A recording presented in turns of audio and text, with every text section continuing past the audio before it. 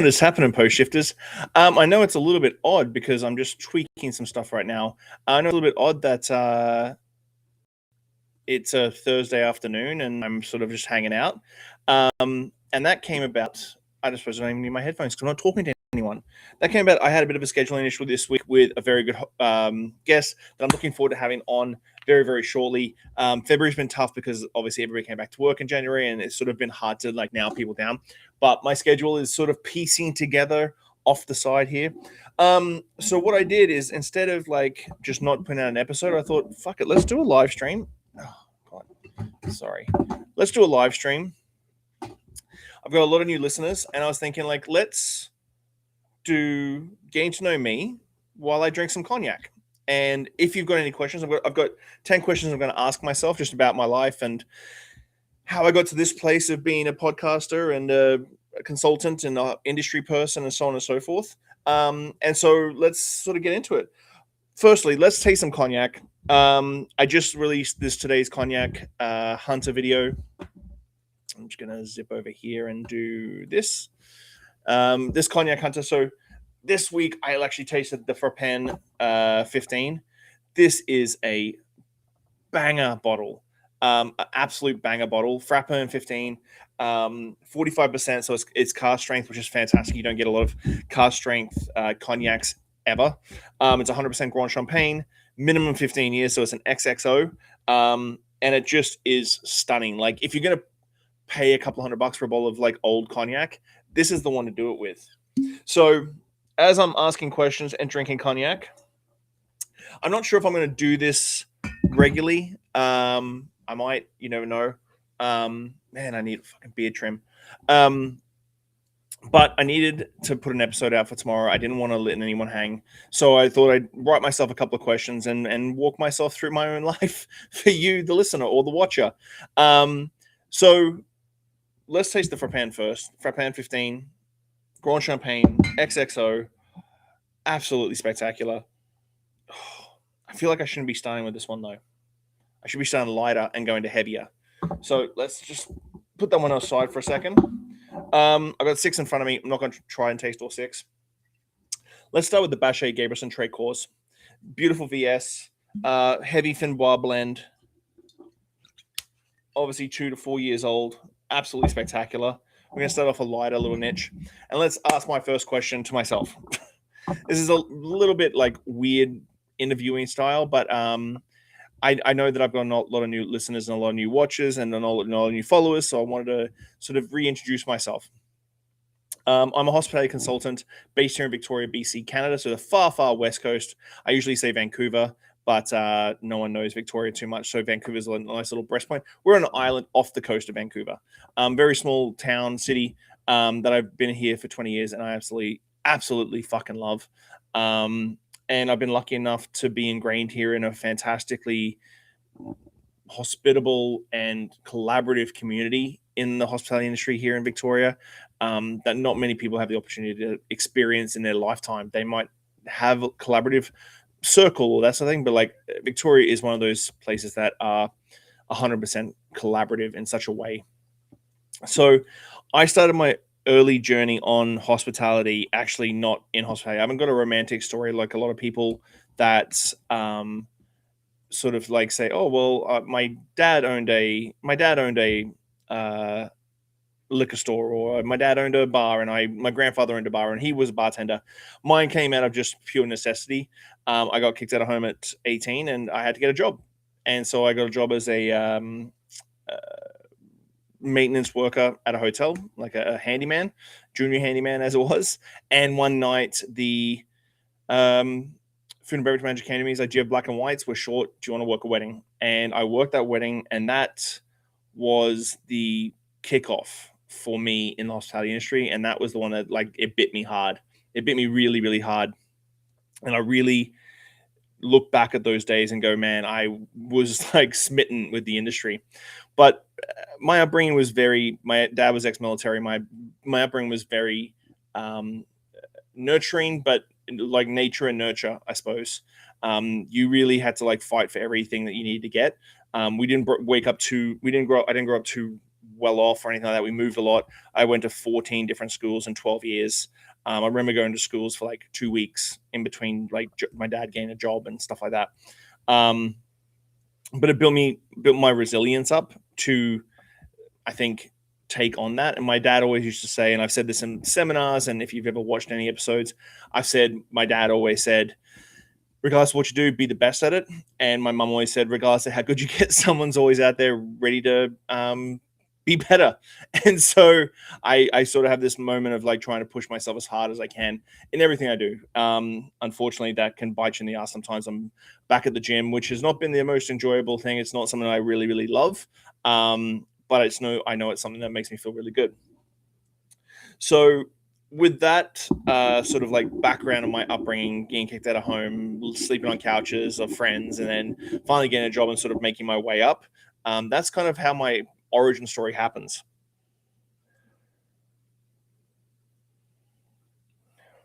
Oh man, the Bache VS. Bache VS is just a fantastic little number. Great price point too. It really is something you really should think about buying. If you see it on the shelf, grab it. It's a great cocktail mixer as well.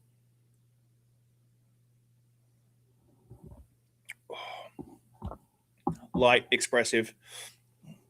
Oh, just beautiful, like bouquets and bouquets and bouquets and bouquets of fresh fruit, skin, pit, everything. It's beautiful, absolutely gorgeous. I really love this one, and I've been trying to make VS cool again. Do you remember the very first moment you realized you'd need to work for everything you wanted, and how that shape your relationship with effort, money, and accountability? Wow. I asked ChatGPT to ask these questions for me because it's listened to everything I've done. And I never wanted to be one of those podcasters that do the offside shot, looking like they talk to someone, and they're not. They're just like dictating the same thing. I never wanted to do a show where I was like on a podcast that I'm not on. It's actually my podcast. So this is way easier. My relationship with work was always tough because I grew up, again, working for the family business since I was 13. That would entail working in the morning, going to school, coming home, changing, going to work in the evening, doing your homework in the truck, and then sleeping, doing the same thing the next day, and then on the weekends you work a lot. So my work ethic has always been like very ingrained in me. To sacrifice a lot. My father sacrificed a lot for his family. My mother sacrificed a lot for the family. These sort of elements of sacrifice when you're not rich, when you're really fucking broke and you've got a lot of mouths to feed, like sacrifice is something you have to, it's ingrained in you. You need to do it. Otherwise, there's no food on the table. I've known plenty of times when my dad was unemployed and eating porridge for breakfast, lunch, and dinner, and my mum mixing powdered milk in with water to make the milk last longer. So relationship with effort and work ethic and those effort and work ethic is something that's just been ingrained with me since I was 13. And it's something that I think that I struggle with now in my 40s because I feel like I should be taking a step back. And I remember my dad in his 40s, he was still working as hard. So I had this unhealthy relationship with work ethic, and I think I'm gaining the reins on it now a little bit. Thank you to my wife and my daughter. You know, there's something to be said about work ethic until your daughter at 12 says, "Hey, I want you around more," and you're just like, "Oh, god damn, fuck yes, I'll be around more." Holy shit! Listen, if you're watching and you want to ask any questions, I'm going to spot between Instagram and that. Thanks, Cal. I appreciate that. Callum, one of my trainers, is in the Instagram chat giving me props about the gym because I have been stepping it up pretty hard.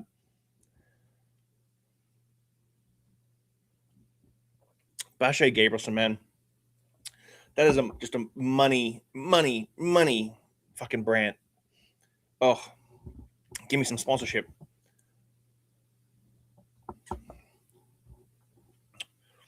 So, as I was saying, I got my first job at a hotel. I was like the weird country barefoot kid because I grew up in the country, didn't wear really shoes till I was 18. If I could take my shoes off, even when I was like working, I'd be fucking kicking my shoes off like barefoot every moment I could possibly get. And so I'd be the weird kid, like climbing up shit and like untangling lights off palm trees and washing windows barefoot, hanging out the side of the building and stuff. Super not WCB, but it was 1997, 1998, and it like literally it didn't matter. But it was an interesting point, and like that wedding like sort of really got me going. Then I sort of like was like, oh, I'll show up early, work for free. I showed up early and I started working in the kitchen, like prepping, dishwashing, flipping stuff for breakfast. Then I'd do my job all day, and then I'd stay late and I'd hang out in the bar and I'd work in the bar and I'd bar back and I'd make cocktails. And that was like it was, I don't know what it was. It was just a absolute like spark in me because I never had hospitality. Like I never went to restaurants as a kid. We lived in the country, so like I remember going to my first restaurant at like 17. Never went to restaurants as a kid, and so it was this weird entanglement about like people seeing you as something special when you're behind the bar and like ooh and ahhing. And I think maybe that was that big family, poor kid sort of mentality of like, oh, people are paying attention to me because I'm doing something fucking cool. And so that was like the spark that sort of started it. And then, like, fast forward a little bit. I'm going to not fast forward yet because I've got another pour to go. Got yeah. I've done this all on the show. If you go to Cognac Hunter on Instagram, all my videos are up there. CognacHunter.com. It's all there. Reviews, where to buy it, that sort of stuff. Gautier VS, another really nice VS. Fantastic Grand Champagne, Petit Champagne. Great little number. But the real kicker for me when it came to hospitality is my parents were always entrepreneurs. We always owned our own business. And my dad worked really hard to get that business, like really hard. I remember years and years of no babysitter and being sitting in the car while my dad and my mum were in banks and like government grants and all these sort of things to get our first truck. And then that first truck led to another truck and doing the turf. And like, so I remember my dad being always entrepreneurial, and he, looking back now, wow, just now, just like sitting here, like thinking about it. My dad, was entrepreneurial because he didn't want to work for anyone else because his standards, other people's standards, didn't meet his. And man, in the last year, that has dawned on me hard that my biggest mental health oomph is not having a workplace that shares my same mentality towards high standards. And so once we got the truck and that sort of an entrepreneurial thing sort of kicked in for me at the hotel when I started working there. So I started doing food and beverage more and more, got away from the handyman stuff, was doing a bit of both. Like I'd take a suit into work and wear a suit at night and work during the day. Working 18 hours was kind of what I did as a kid. So it was never really something that was weird for me. But it was like that entrepreneurial spirit of like, how do we get more people into the hotel? How do we get more weddings? And so I started on Saturdays, like looking through Saturday papers and like looking at all, because before the internet, like looking at all the wedding announcements in the paper and then tracking them down in the white pages. So like that week after that wedding announcement, you would get a wedding package from us shipped directly to your door saying, hey, you should have your wedding here. And we tripled our wedding business in a matter of a couple of months because we were the first people that people touched. And so that entrepreneurial spirit sort of like really led to me. Like I had my own company by the time I was in my 20s. I had a landscaping company, so I took over my family's business and now that. And so it just led to me to this sort of drive. And I think if you've got that drive to like not necessarily not work for someone and not be under like the corporate thumb, but like that drive to like be independent, but self-guiding independence, which is the hardest thing when you're an entrepreneur. It's really hard to come and sit in this office and be by yourself 8 hours of the day when you've got no meetings and maybe a Zoom here or a phone call here. So it's really tough to like be an entrepreneur, like pushing yourself through this. And so I think that's where my brain sort of clicked in. I was like, I can apply the stuff that I've learned as a kid, watching my dad and my mom run their businesses. Like the biggest thing, like I'm really reminiscing right now. A lot of people haven't heard these stories. And I hope that if you're listening to this, that you stay on and keep listening, because my mom and dad bought a cheap printer designed like, again, back when there was the 286 Macintoshes, and like they were designed flyers, fold them up, put them through the door. So the first thing those customers, when they wanted landscaping, they'd go to every single place. And our business was very, very good. Our business was very, very good and very, very profitable. And that's the reason why it was, is that they were so personable, and they drove around. Like if we had a quiet month, it would be a week of them driving around, putting these flyers out, and they were cheap, like Yellow Pages style flyers under the door instead of in the letterbox.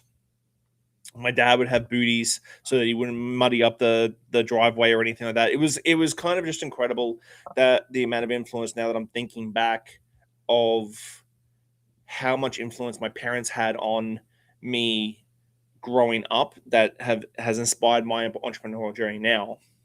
So for those tuning in, we're tasting the Gautier VS. Again, I want to go against, I'm sort of like going to be bouncing around. So if you don't like me bouncing around, you want me to stay on topic, too bad. This is my live stream tonight. So the Gautier VS, fantastic little number. I want people to start going away from the big four. So the big four is Hennessy, Remy, Courvoisier, and Martell. Nothing wrong with those four brands. I got no problems with the big four brands at all. Big four brands are fantastic. They have their place. They control somewhere between 75 to 85% of the total global market of cognac is sold by those four houses. There is another 260 plus houses, Gautier, Frappin, Bachet, that chop up the rest of that market. So if you go to the store, you love cognac, please try something brand new, out of the ordinary, and I promise you'll love it. There's no bad cognacs out there. Personally, they can't be, because there's so much structure to them. There's no bad cognacs. Anyway, Gautier.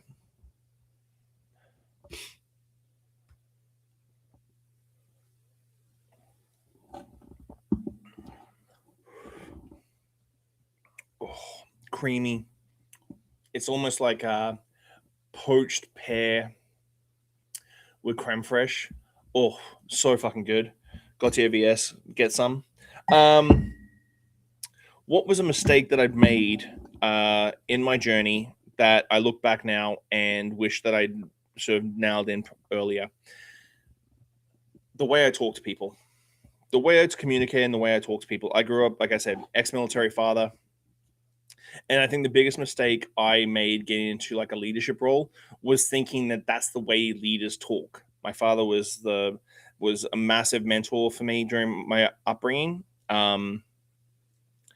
for good and bad. But the biggest one was that the way he talked to people was so direct and very blunt, and the way that he led my brothers and my family in the business was very direct and blunt, very military style. It was a lot. And so my biggest mistake in the industry coming up was not listening sooner and having a bit of an ego, and thinking that that sort of military boom, boom, boom, boom, boom mentality was very like, that's the way it's got to be. So, and I've changed a lot in the last 25 years or 20 years I've been here in Canada.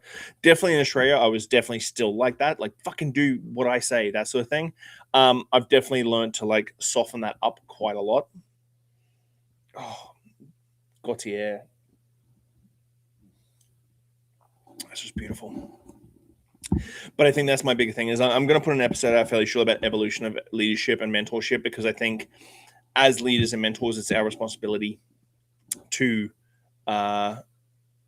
be more pragmatic at changing for our staff and for our people. And that's a really big thing for me. So again, if you're tuning in just now, I'm written down 10 questions. I'm trying to figure out how to do this. I'm tasting some cognac, so you get to learn who I am through cognac. We're going to do the Biscuit de Bush. We did this last week on the show. Fantastic little VSOP. I've worked across multiple venues, roles, markets. What patterns did you start noticing early on? What about some teams thrive and others quietly fall apart? Oh, that's a big one.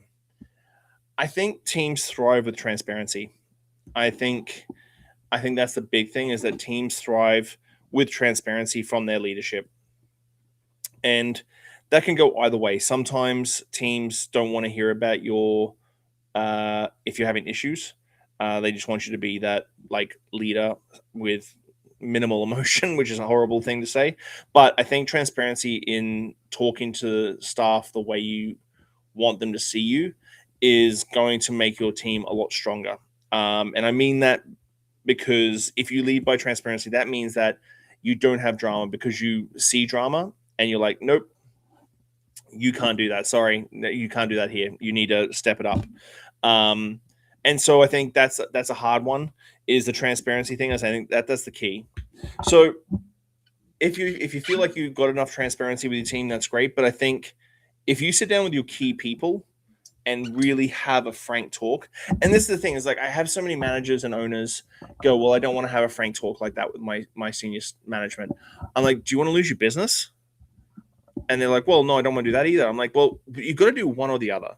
You've got to have these frank, transparent talks with your staff and with your management on a regular basis, or losing your business is the least of your fucking problems. And that's really fucking true. Like I hear about like, oh, training's too expensive. Do you want to lose your business? Well, no. Like anything that you as an owner can come up with like for a reason not to do something, always preface it with like, or is it easier than lose my business? Do I talk to Chef because he's being a dick? Or is it easier to lose my business? And I think that's where you got to sort of like realign your perspective on owning a business and owning a restaurant, because that's the fucking worst thing that could possibly happen. The worst thing that could possibly happen is you lose your fucking business.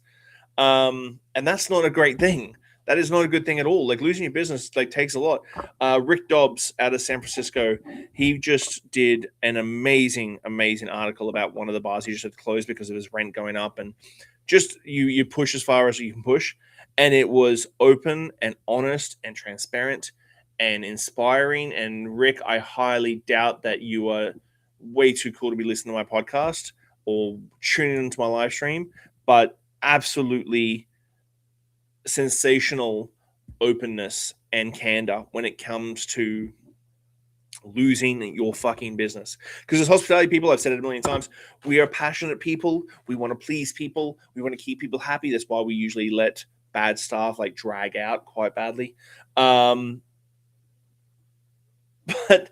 when we lose that, it's a different feeling than if a tech bro lost his tech company. Or I might not, I shouldn't probably can example this out. Like you just do it for a different reason than money. And that's a very hard thing to quantify when you lose that, because it feels like it's a bit of a piece of you. Like losing Little Jumbo, I lost a little piece of myself. It's a little piece, and I've filled that up with a little expanding foam, but I lost a little piece myself. Losing FTW, I lost a pretty decent sized piece of myself. And when you build something with bricks and mortar and you lose something, you can never really fill that in the same way with the same strength.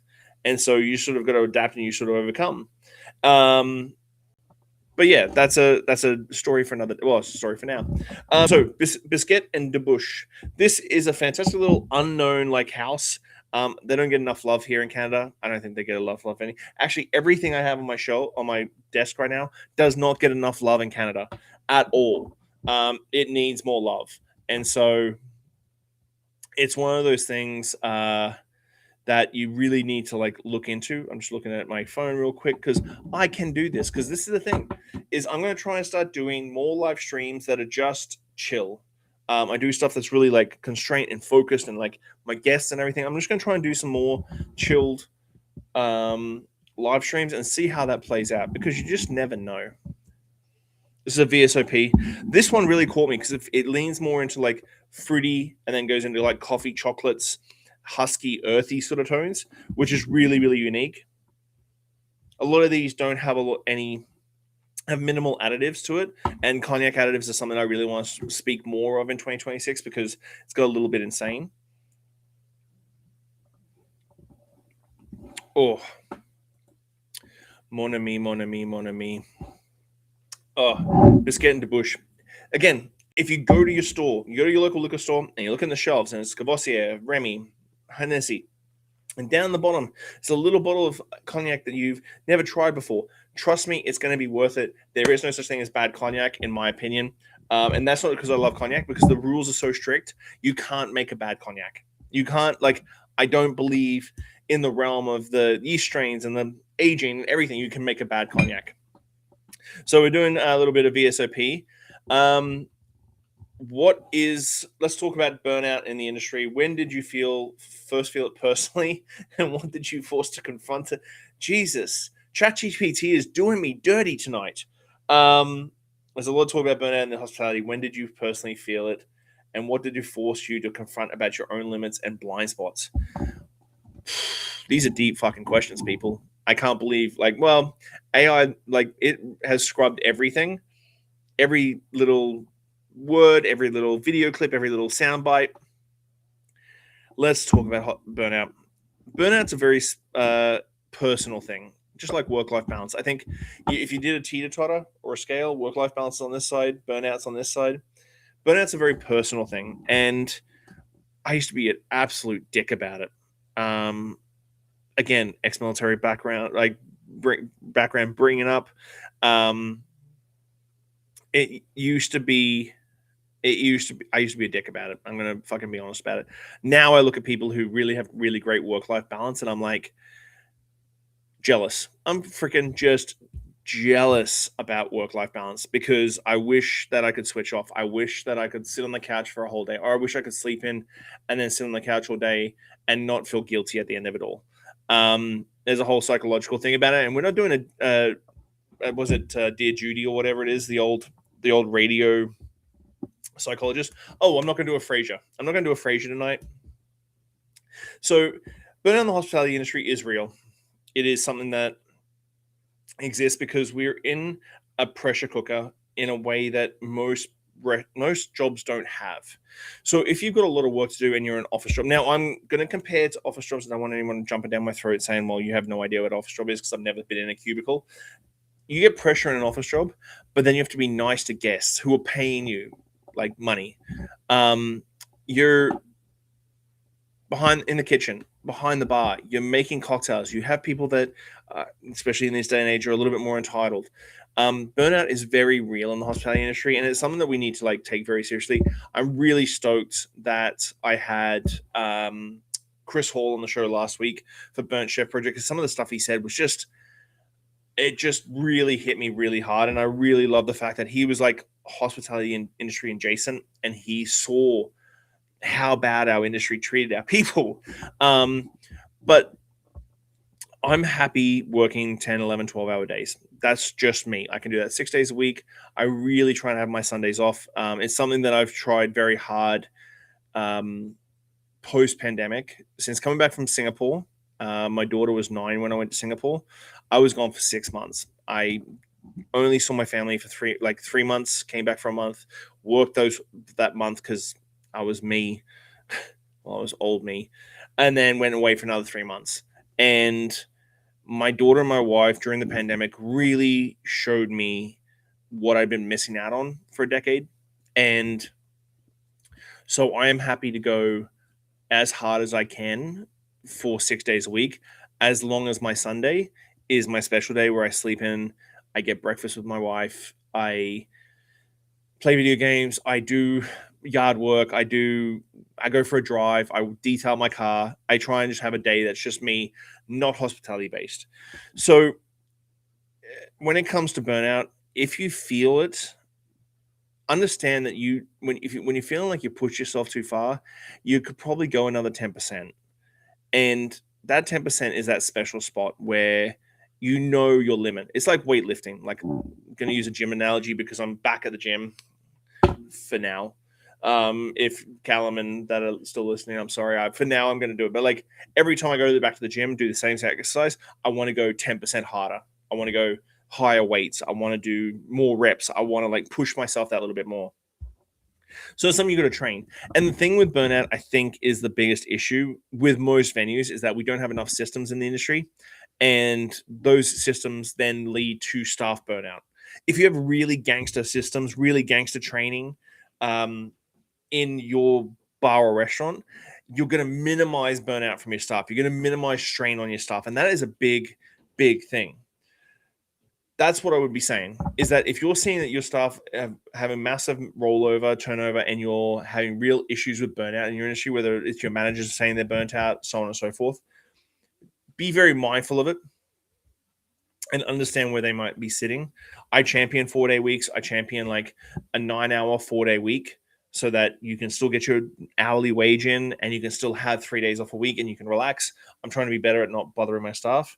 But I think that's the thing is like, it's a little bottom up, top down. So top down is system, over systemize everything down to like, what should the hostess be doing or host be doing when people walk in? What is the sequence of service to the table? That will take away stress. Systems are not a stress takeawayers. I'm gonna TM that. Stress takeawayers. But I think that's the big key. And then again, goes back to that transparency, management meetings, having conversations. How are you feeling? Understanding, pushing people a little bit as well. People always want to like go back to like one step, but like if you want to get better, you do have to push yourself that little bit more, that one more step, that one more rep, that 2 more hours. But that would be my key to that. Biscuit and Debush. So this is the cognac I'm tasting right now. We've tasted a few tonight. I'm checking around like a little interesting live stream sort of vibe right now. I'm not sure if this is going to continue on or what I'm going to do yet. But this is a beautiful VSOP. Oh, it's really funky on the nose. I put $10 down. This is distilled on lees. It's got fruity notes. It's got this really earthy, barky sort of vibe to it, which I really think is a really good structure. This would be a really good old-fashioned vibe. Ooh, that's very good. What are we doing next? Let's change up with this one. So we're going to change up to another cognac, but there's I've always been known for systems, training, and structure. But was there a moment where chaos or failure made you realize that winging it wasn't sustainable? Oh, again, fucking ChatGPT is doing me dirty. Yes, I can tell you this moment exactly to the T, to the point.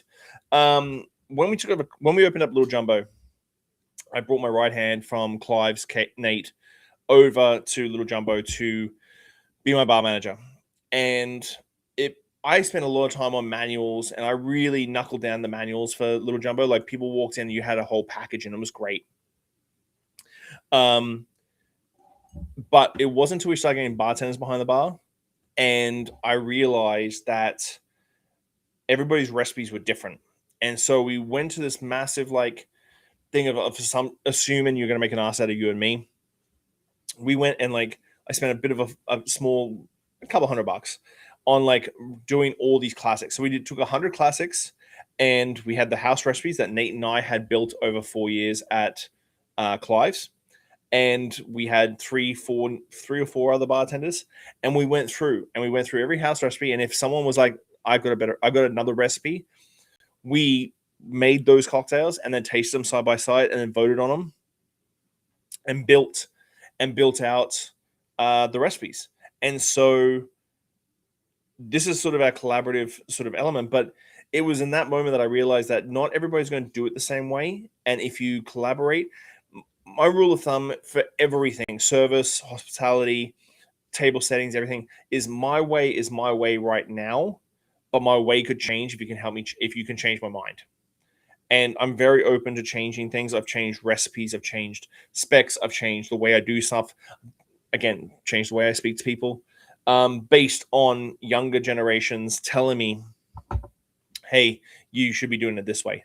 And I think as a leader and a mentor, you need to like evolve to that. And so that's where systems training and structure is so important. And so many people wing it thinking that, oh, well, such and such, we just hired her or him and they're going to host or serve or bus or bartend. They know how to do it. And you do a 1-day training and then off they go. And then they sort of do an okay job at hostess and busing. And all of a sudden we lose a server. Oh, there'll be a server now. 1-day training, off they go. And it's assumption of like passing on of knowledge verbally or visually that doesn't make sense anymore. Like, have a thing. Like, I know it sounds rudimentary. I know it does, but have a laid out plan on how people should do everything in your space. Everything. Everything. Washing dishes. I don't care. Hey, ChatGPT, write me a one-page description on how to wash dishes in my restaurant. Pass it on the dishwasher. This is how we do it. We spray it down. We scrub it. We do this because that's where accountability falls into play. Again, what we were just talking about before takes the stress out of it. So there's that, my winging story. Let's taste the Camus VSOP. Is it Elegance? Elegance. This is a great little number. I love Camus. I visited this one very first trip to Cognac, and it's just a beautiful, beautiful little number. Just a beautiful number. Beautiful VSOP.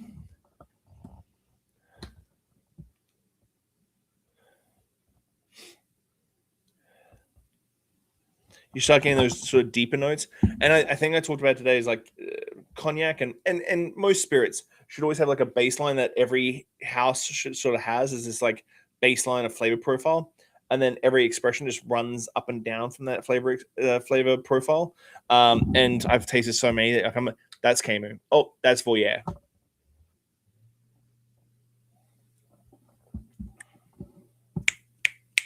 That is fantastic. Get yourself, like, this is a great bottle. If you can get it, get it. Great little number.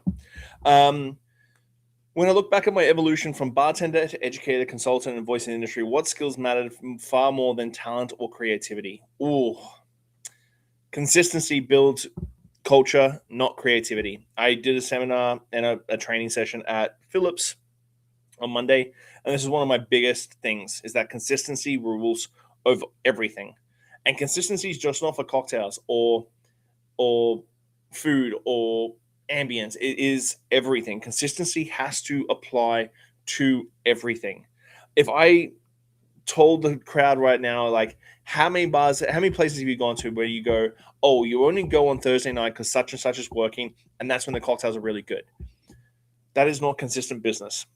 And as a business owner, you should be striving for consistency over all else. This is super important, and I really want people to understand this. Consistency rules above all else. Period. Full stop, period, exclamation point, exclamation point. There's a reason why McDonald's and the franchise rep Moxie's, Milestones, because you go in and it's consistent. Their training is in depth. If the food's always comes out the way, consistency. I can't scream that enough. The Camus VSOP, man, it's just so fucking delicious. I don't have a huge amount of people listening or watching, which is completely fine. But if you've got a question and you want to, like, throw it out there for me to answer, if you've got a little question, just throw it out there. I'm not going to put you up on the screen. I'm not going to call you out for it. Just let me know. It's the last question. Is if someone's listening right now who's earlier in the hospitality journey, overworked, underpaid, unsure if this injury is worth it, what do you wish someone had told you at that stage? Oh my God. ChatGPT doing me dirty for every single question tonight. Let me do that again. If someone is listening right now who is earlier in their hospitality journey, they're overworked, underpaid, unsure if the industry is worth it, what do you wish someone had told you at that stage? How much fish do you eat on a yearly basis? Actually, like a good slab of salmon. Salmon's delicious. Like, I had salmon yesterday on a salad. I think salmon, just because coming from Australia, we don't have like salmon to eat. Like, I love barramundi and Australian fish and whitefish, deep fried, that sort of thing. But a crispy skinned salmon with a salad or rice is spectacular. But back to the last question. If someone is listening right now who is earlier in the industry, if someone is listening right now who is earlier in their hospitality journey, overworked, underpaid, unsure if this industry is worth it, what do you wish someone had told you at that stage? I'm always overworked, underpaid, and not sure if this industry is worth it. Um, oh, I shouldn't say. It is a funny, funny anecdote because like there has been times in the last like 5 years that I'm like, what am I doing with my life? Like, is this something I want to do for the rest of my life? Is this something that is my like thing? Is this the thing that I'm going to do for the rest of my life? And I look back, and this is really honest. Like, if I look back and I see what this industry has given me, um, I wouldn't have I wouldn't have come to Canada if it wasn't for this industry. I wouldn't have met my wife if it wasn't for this industry. I wouldn't have traveled all over the world and met such amazing people and producers and experienced just sheer beauty of artisans making stuff like tequila or cognac or mezcal or bourbon or anything. Like I don't I think I'm blessed that and grateful that I've been doing this for this long, and this industry has given me this podcast, and it's given me this podcast, and it gives me an opportunity to like sit down with people who I from afar and maybe not even reached out to and like told how much of an inspiration they are, and those people then become good friends that I can text on a regular basis, and when I have a rough day I can like reach out and say, hey, I love you, and get a response. And I think if you are feeling like overworked and underpaid and unsure if this industry is worth it, everything you do in life is always going to be what you put out there in life.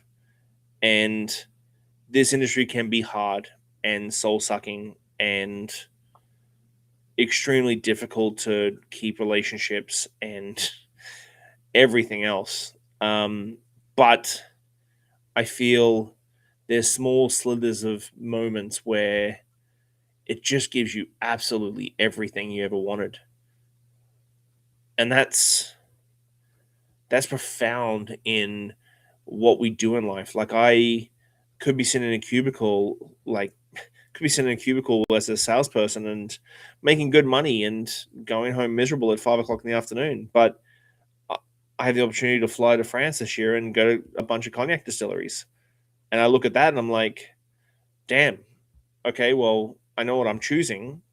I get an opportunity to hang out with some of the coolest people in the world and connect with people who I revere and like see as mentors. I don't think there's not a lot of industries in the world that have the depth of mentorship and the depth of like people you can really look up to and aspire to as we do in the industry, whether that be beer tenders or cocktail bartenders or flair tenders or chefs or like there's a myriad of things that if you really like tap in and like give yourself to it. And I think that's the hard thing is like the industry is going to be hard, but if you give yourself to it, it will pay you back tenfold. Like I'm sitting here drinking amazing cognac, and I never thought 10 years ago when I went to cognac, or geez, longer than that now, 15 years ago, the first time I went to cognac, I'd be in the position I'm in right now. I look back 5 years ago and I don't see me being in the position I am right now. I don't like, if you're young in the industry, just remember you're young. I remember being 21, 22, starting the industry. I came to Canada at 26. I look back at what I was doing at 26, which is only 20 years ago, which is not that long. And the stuff that I've done, if I listed it all, it would blow your mind. And I think that's the thing is if you really want this industry to be just like anything in life, if you want this industry to be that thing for you, that true thing for you, it will give you everything back tenfold. It's going to be hard, and there will be sacrifices, but at the end of the day, it will give you back a lot. It will give you back a hell of a lot. Like you go to your first tails and experience your first tails, your first PDX cocktail week. That is profound. It is profound. The last cognac before I finish up tonight is the Frappin 15, which is what I poured at the very first start. So it's a nice little segue to finish it all up. this one I reviewed today on the Cognac Hunter, cognachunter.com. You can purchase my courses, purchase swag, learn about cognac all you want. Oh, this is fantastic. It's an XXO. So XXO came in 2018 when XO went down to 10 years old. XXO is 14 years old now. So this is minimum 15. So it's an XXO. The price point was fantastic. If you're in Victoria, it's at vintage. The thing I love about this,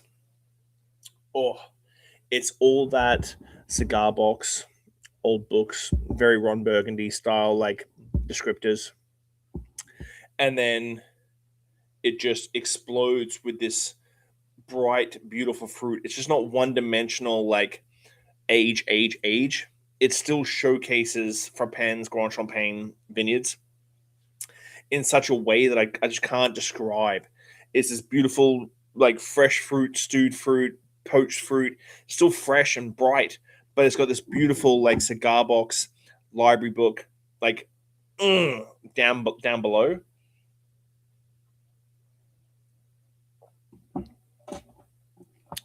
Just fantastic. So guys, I want to say thank you very much. Put it in, like, hit me up, drop me a DM.